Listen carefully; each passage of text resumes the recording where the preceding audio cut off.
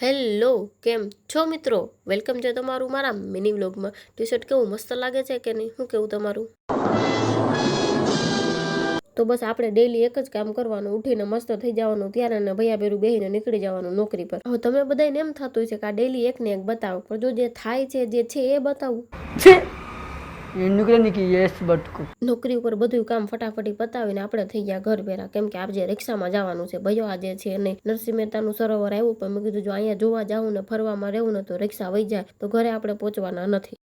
વાત તો સહી આપણે એટલું હાલ્યા ને કે વાત ના પૂછો, કેમ કે નરસિંહ મહેતા સરોવર અંદર જવાની જરૂરત જ ના પડી, બહારથી જ આપણે ચારધામની યાત્રા કરી લીધી. અત્યારના ટાઈમે જે રિક્ષાવાળા ભાઈ મળે ને તમે માનશો નહીં, કઈ સુપર હીરોથી કમ ના હોય. રિક્ષાવાળા ભાઈ આપણે થરું આપણે ઘરે ના ઉતાર્યા, અધ્વચારે ઉતારી મેં તો મેં કીધું હાલો અહીંથી આપણે કરી લઈએ પગપાળાની યાત્રા. ઘરેથી 2 ડગલા દૂર હતી ને ત્યારે લિફ્ટ મળી. મેં કીધું વાંધો નહીં, 2 ડગલા તો 2 ડગલા બેહી જાય. ખબર નહીં મિત્રો, મમ્મી હું રોટલી વાહે પડી ગઈશ ને કાંઈ એક ને એક બસ રોટલી જ ખવડાવે, આપણે રોટલીમાં જરાય મેળ આવે નહીં. તો વાંધો નહીં, જી બન્યું પછી હું આપણે બેહી ગયા જમવા માટે. મિત્રો મારી એકેય વાત તમારે સિરિયસલી લેવાની જરૂર નથી, કેમ કે મારા ઘરનાય મને સિરિયસલી લેતા નથી, તો તમારું હું દુઃખ. તો ચાલો આજનો વ્લોગ અહીંયા પૂરો કરીએ ને મળીએ કાલે નવા વ્લોગ સાથે. Thank you, bye bye, C you.